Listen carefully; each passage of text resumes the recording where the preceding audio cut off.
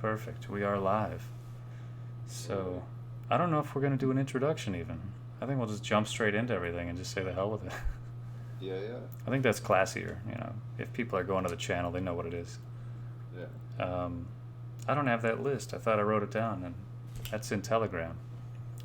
I forget what the first thing was that we wrote down even. I think it was like a what is crypto?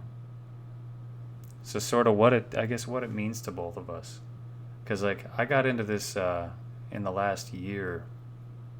I've heard about it, years and years back, but like it was always like the story about the pizza guy and the whole like he tipped him $10 in like crypto and it turned into 1 million and the guy lost it or something.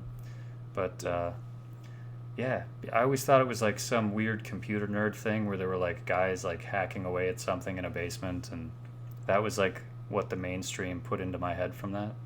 So I never really explored it until recently, and one of my friends had brought it up, and the more I looked into it, the more I was like, oh, this is just penny stocks. This is like literally a new form of penny stocks, and every person I brought that up to has shot me down so angrily, and I'm like, well, it's similar to how penny stocks operate, but Yeah, that's there's sort there's of utility in conveying it that way, at least. I mean, like, there's a lot of people that need to have it demystified, and having like those little icons to be able to like point out.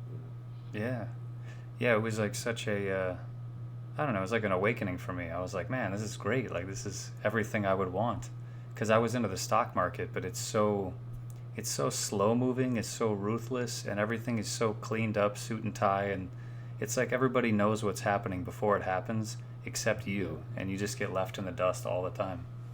yeah, it's a top-down kind of thing, most definitely. Yeah, and crypto is just like roll the dice. That's how it feels.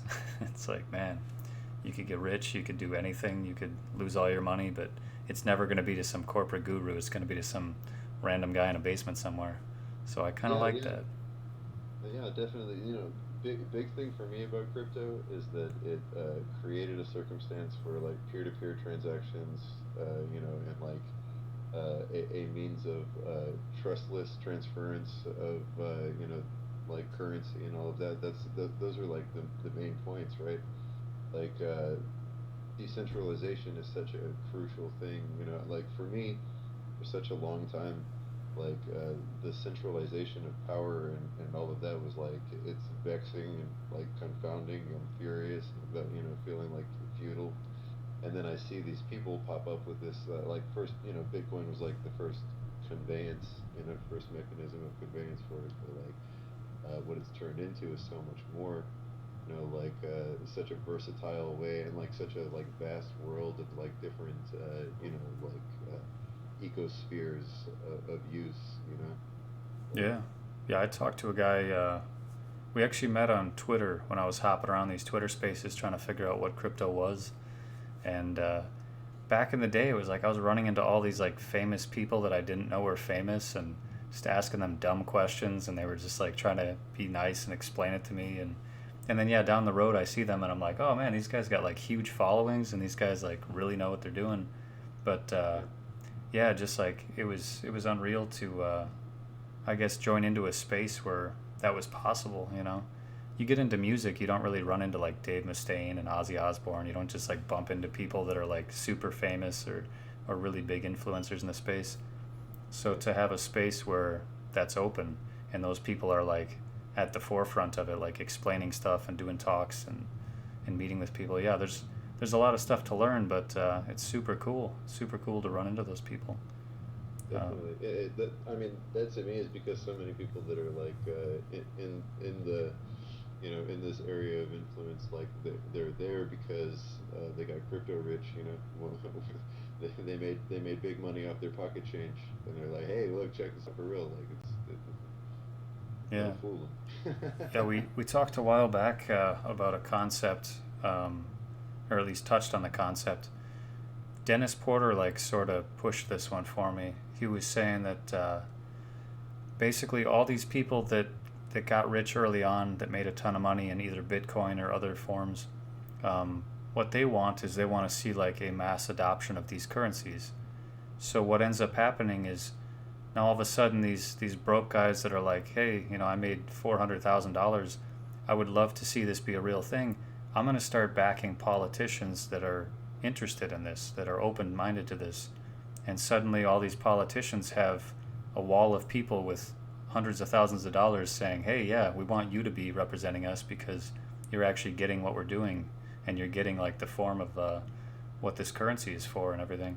So you end up with this like mass movement of new rich people that they're not coming from like a rich upbringing. They're not from like a upper class society or anything. They're just like people that had good ideas that made a ton of money, and now they're backing these new political activists, basically.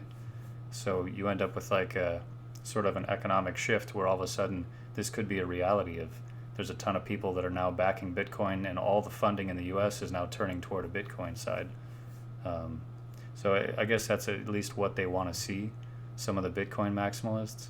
And there is some backing to that, especially with like crypto in general, that the more people that get involved with it, the more the people that are already involved make money. So it just keeps perpetuating that same push.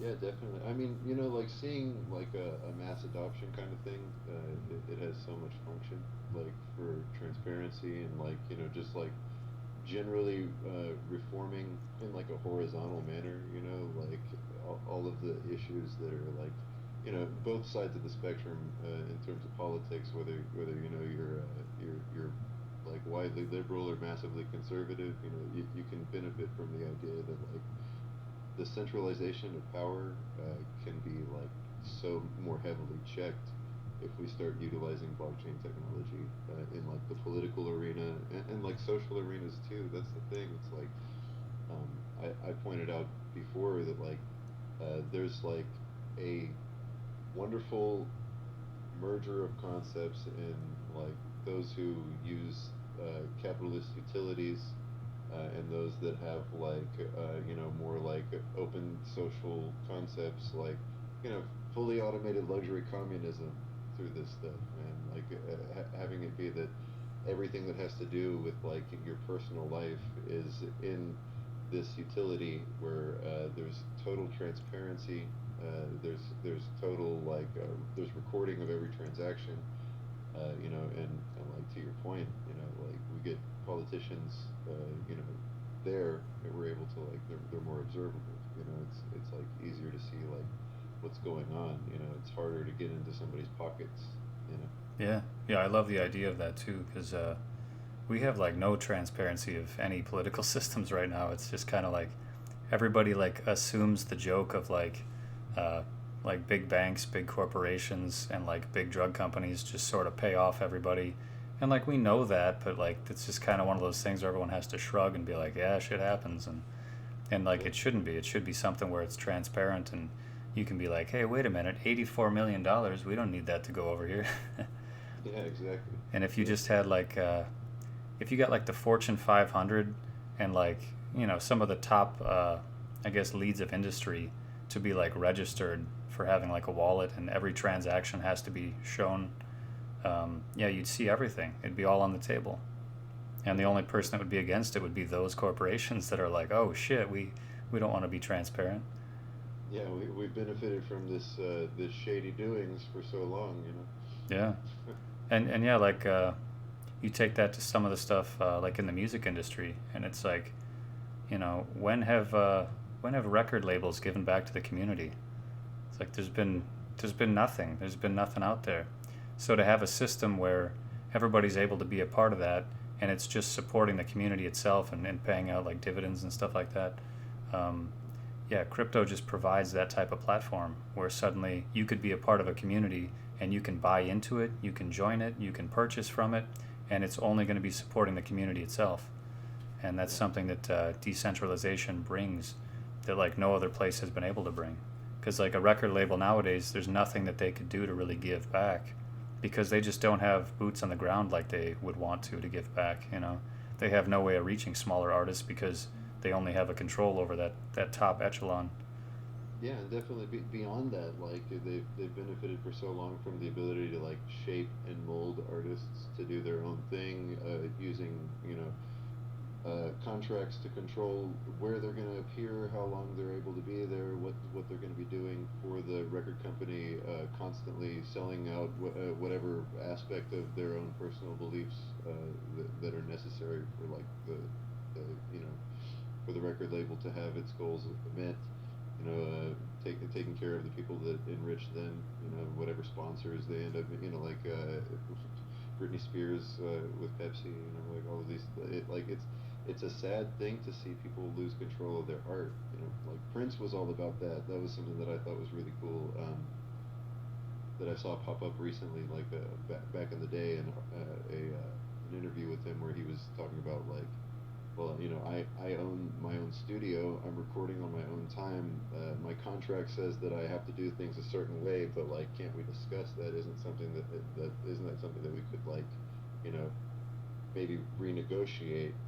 And it led to a whole bunch of dispute. And now like being able to have like these various technologies like at our fingertips, it's very possible to take control of those previously like unbreakable industries.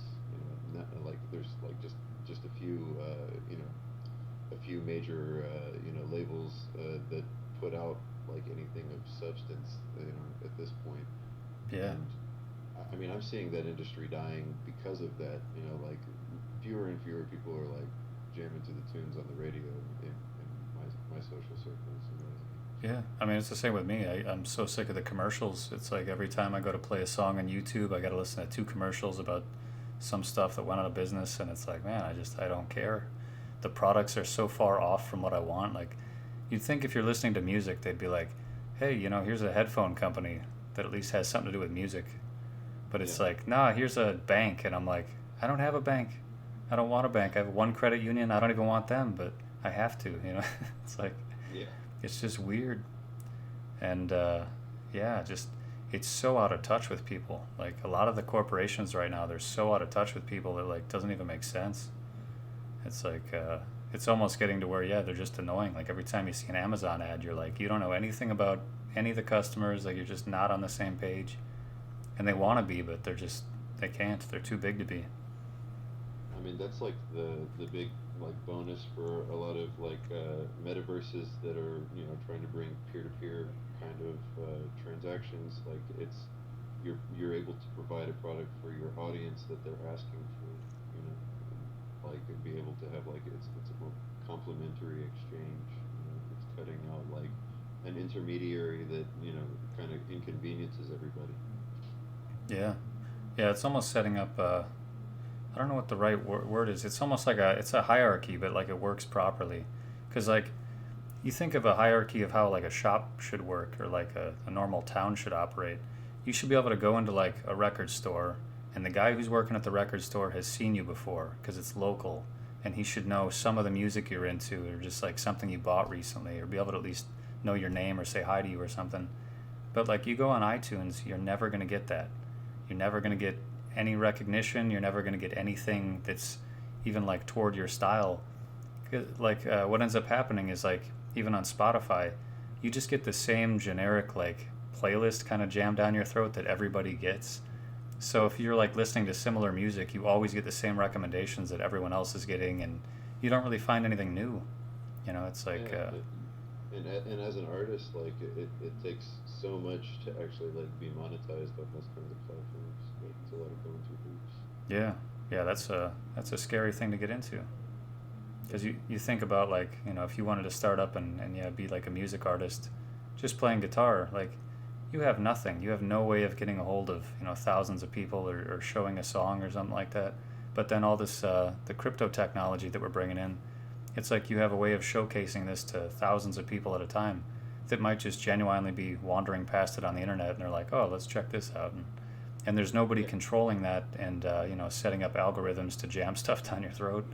It's just kind of like whatever you scroll past, and if these platforms can keep that organic, I think it'll be way better years from now. It'll be like a real record label company, like back in the day. Or if you were to walk into a record store, you have the option of scrolling through all these organically placed things, not just like only specific titles that are placed in certain spots. You know, I'm like greater humanity through technology, bro. Yeah. Like, Yeah, I think there's a lot of potential in that. And it's like a lot of these ideas that we're talking about, these aren't even like the best. These aren't like Stephen Hawking worked on this for 10 years ideas. These are like some guy thought of it in his basement and it's pretty obvious, you know? It's like it's stuff that's right there in the center where everybody can see it. So when we yeah, finally get, you know, companies working on this stuff, I mean, we're going to see a lot more technology that's like unbelievable to us at the time coming out. yeah, man. You know, like for years and years, I've been saying it before I even really understood what like crypto really was. You know, that like through these mechanisms like blockchain, we're going to be able to create a system where like if you have the wherewithal and the know-how of a nuclear physicist, there will be like applications for task sharing where you're able to like bid on you know, which tasks you're able to do, show credentials, you know, work within a safety guideline with full transparency, and like achieve these tasks for like reasonable payouts in whatever governing currency that for the chain that you're on. Like that's going to take away like the whole 9 to 5, you know, like concept of work, like just shifting of like paradigm where like whatever utility you're able to provide, like you can like within a trustless manner provide that service, and then have like due compensation adequately based off of like performance. Yeah. Yeah, that's like a futuristic Angie's List or something. It's like Yeah, you literally log in, say, here's my skill set, here's what I can do, and then you get to look through a list of jobs and yeah, actually organically bid on stuff. Yeah, that's awesome. I never even really thought about that too much. But I mean, so much potential. Like, and see, like this is like, it's manifesting in different ways. You know, like even the you know when you get an app that pays you out, like it'll you know pay you in crypto or pay you a PayPal or whatever. I got a bunch of euros from one, but so like they'll give you like you know a list of games or a list of performative actions and things like that. You know, like go into a store and scan 5 things or whatever, and they're using it for marketing research. Or there's like other things like the coin app. I like that one where it does you know like geo mining based off of like basic information so that like you can you know take control of your own like data rights, your location data in this case. You know, like people for a long time through these centralized platforms like Facebook, YouTube, you know, things like that. They just like click the I agree to terms of service, and you know when they do that, they're saying like this data that I'm generating that has value, that you know like for your marketing purposes, for your like algorithmic direction of like what's next for me in my playlist. You know, it's like it's something that's making these companies lots of money, and we ourselves are not benefiting from that exchange. You know, where's our cut? This is another thing that blockchain chain technology provides for people. It's like trustless and peer to peer, man. Those are like key phrases for me. yeah, yeah, absolutely. Yeah, that was something I didn't really think about so much, the geo mining stuff and how that's, you know, actually providing a bit of a kickback to people. I mean, it's Yeah. even like this was kind of a weird side note, but my grandpa, he was getting mail all the time where it was like surveys and stuff. And he sent a letter back to the one company who's like, if you actually start paying me for these surveys, maybe I'll take them. So they sent back like $5 with the survey. And he was laughing. He was like, "Oh man, they actually sent me $5." He's like, "I'm actually going to take this survey now." He's like, he was so excited about that. Hey man, that's the wave of the future. It's the cutting edge. That's actually what's happening, you know, and it's going to be more and more, you know, complicated tasks that are going to be, you know, it's not going to just be like reach level 21 on some, you know, goofy game. It'll be something more functional for community. Yeah, And that's what I mean when I say like the fully automated luxury communism thing. Like I say that kind of tongue in cheek, you know, like I think terms like capitalism, communism are like kind of dusty, you know, like, but ultimately, like, I'm really thinking from the from the vantage point of like a like full-fledged crypto anarchist, which is like something that you know I don't like usually unmask myself as, but I think it's great, you know, like just to let everybody know like the vantage point, like you know this whole thing, like like everything that we have in terms of social non-overlap. Like things can become much more agreeable, where like there's a new paradigm, like being able to float it that way, like be able to have everything that you ever wanted, all of the utilities that you want, like like ownership over your own like media, all these kinds of things, and it's all secure, and it's through like this super cool social tool. Yeah, it's weird to think of it almost like it sets it up in like a fair manner, which is like such a impossible term otherwise. But like having a system where, like literally having people able to bid on a job, you have to give a fair price, otherwise everyone's going to say, oh well, there's better jobs, I don't need that job, and Yeah, people aren't locked into yeah, like one way. They're locked into competition basically. So the workplace has to say this is as much as we can spare for this job, but we need it done. So maybe we could provide a bonus. Maybe we could bump it up a little bit just to be above the other guys. And yeah, people get to look through it and say, is that worth my time? Is that something I'm good at? Is that something I actually like? Even for like I was in security. If we had security boards where we could bid on jobs that we wanted to take, I mean that would have been like revolutionary, because it was just like you get a phone call from one guy in an office and he's like, you got to go to this place from this time to this time. That's it. You don't get to choose. There's no question. You might get a text message that's like, would you like to go to this place from this time to this time? But you don't get like options or get to pick it, or there's nothing like that. It's just, yeah, here's your one option. like that would like take away the centralized hold of like a specific corporation being like able to be the primary provider of a service. Like it would give a lot more like you know the whole idea of decentralized finance, the concept that there would be lots and lots of little blip blip blip blip blip blip blip. I do this, I do this too. Maybe I do this not so good, and I do this better.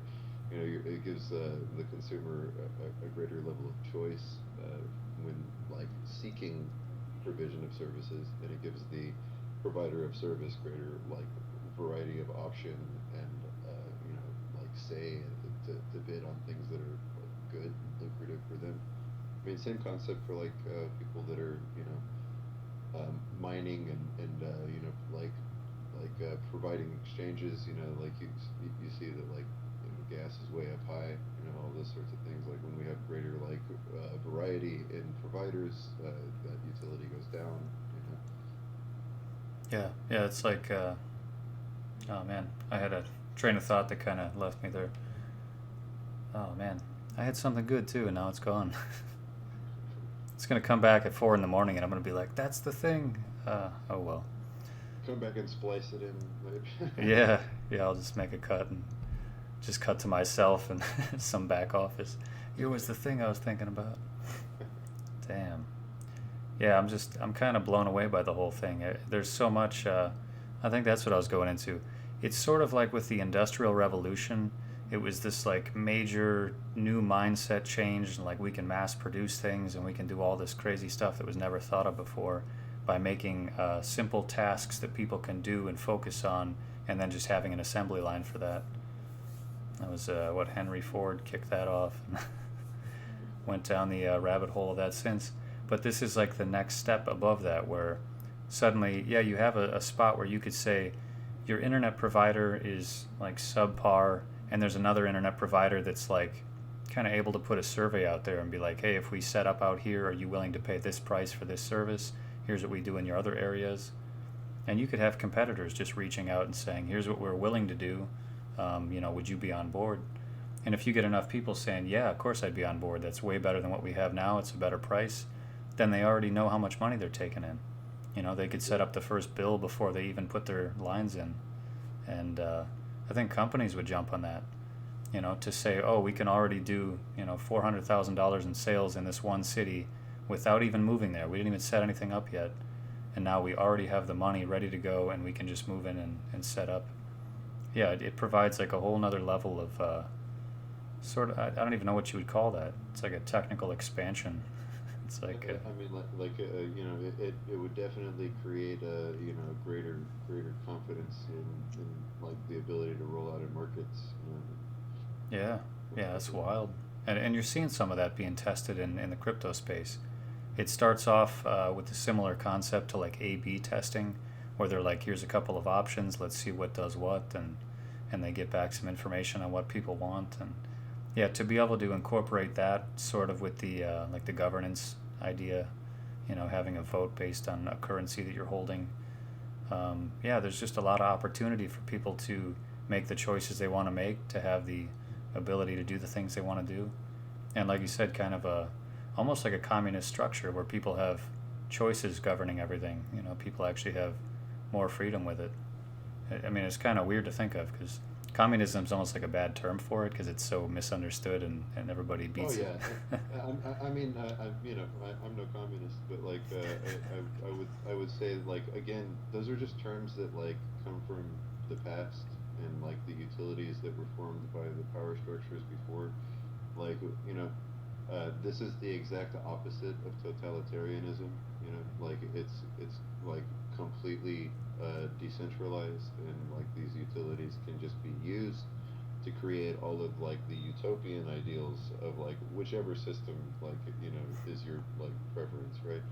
But again, like when I say that, I'm like, hey, look, for real, like think about like George Jetson, like like for real, just like a world that is completely outside of like the parameters of what you have going on, and like this idea. And when I think about like the world, I'm like so many purveyors of products. Like you get shoes like made by somebody in a sweatshop. And like you're basically like as an American citizen, you're like walking around with like some slaves, in other parts of the world, working for nothing for you. And these kinds of mechanisms like will take care of those sorts of things. Like these kinds of mechanisms will create an opportunity to be like clarity of mission, and like being able to see like where the money's coming from and where it's going, and like it would also, I mean, like it's such a wealth expanding factor, like we were talking about earlier, people that just throwing like change in, and like blowing up. It's like it's a greater utility for providing wealth, for like the people that work for companies, like they have a greater voice because through different systems of governance within the company, they would be able to have like a mechanism to like vote in a decentralized way, where it's not going top down, bottom up, or whatever. Yeah, yeah, that's amazing. Um, Something it's a bit of a curveball, but I think you're 100% ready for it and adapt for it.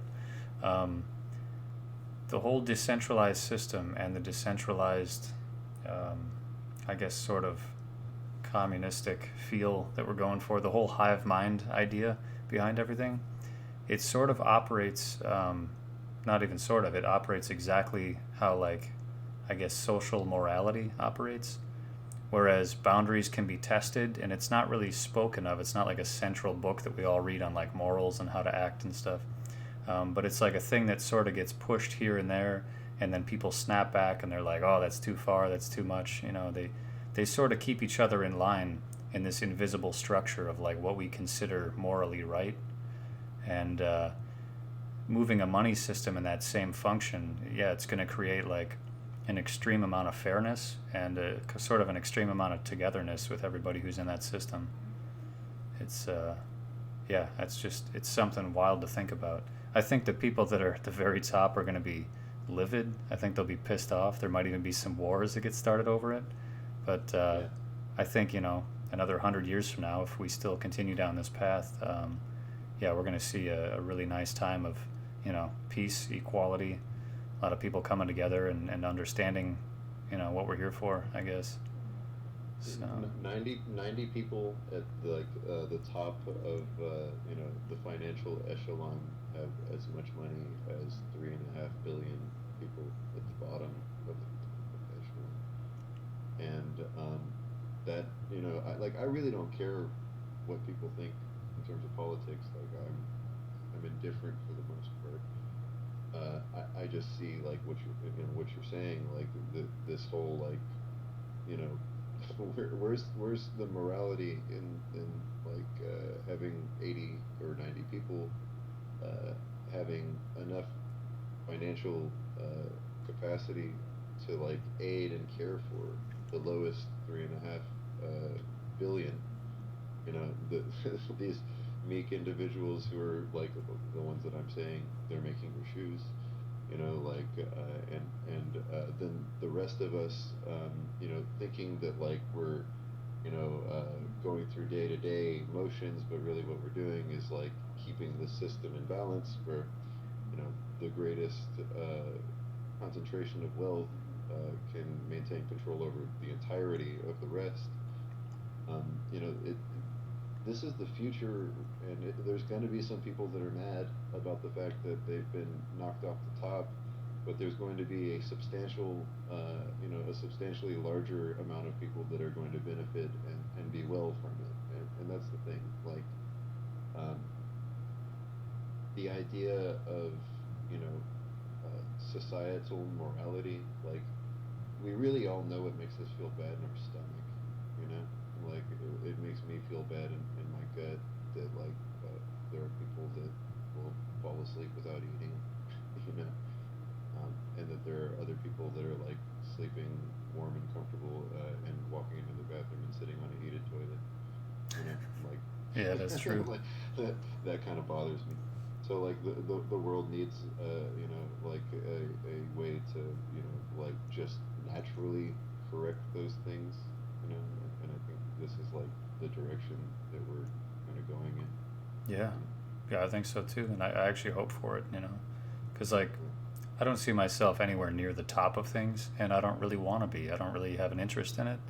You know, I'd be happy in like a smaller community. You know, like the old school mindset of like, I don't mind doing some work, but I just want to see some type of return. I don't want to get paid like some garbage wage. I don't want to be struggling to get to work, and all my money is going into surviving to get to work. It's Yeah. like to me, the way society is right now, it's like it just doesn't function. And now that we're seeing these opportunities for that to change, I'm like I'm all in for it. Yeah. I'm I'm without Yeah. question on it. So yeah, Beautiful, bud. I look forward to the future of crypto. But yeah, we are running past a half an hour, so I'm probably going to cut it short here. Cool. But yeah, it's been awesome. It's been a pleasure. No, Um, absolutely, man. we'll try to get this up on YouTube. I'm going to have a bunch more of these too. So we're going to have different members from different teams coming in, people from all over the crypto space. I'm going to try to interview different people and just sort of tap into their points of view and get some organic discussion going. Hopefully, bring in some of the new people that are unsure about it and they don't know what crypto's about, and get them to sort of see firsthand like what the mindsets are behind it, you know, and what the real goals are on the table. Not just like, oh, we're going to make $1 billion off of selling monkey pictures. You know, there's a whole technology behind it that's just bursting at the seams, waiting to step up and make a change. So, all right, Well, Red, my friend, I'll be happy to be here with you anytime you like. sounds good. All right, take care, man.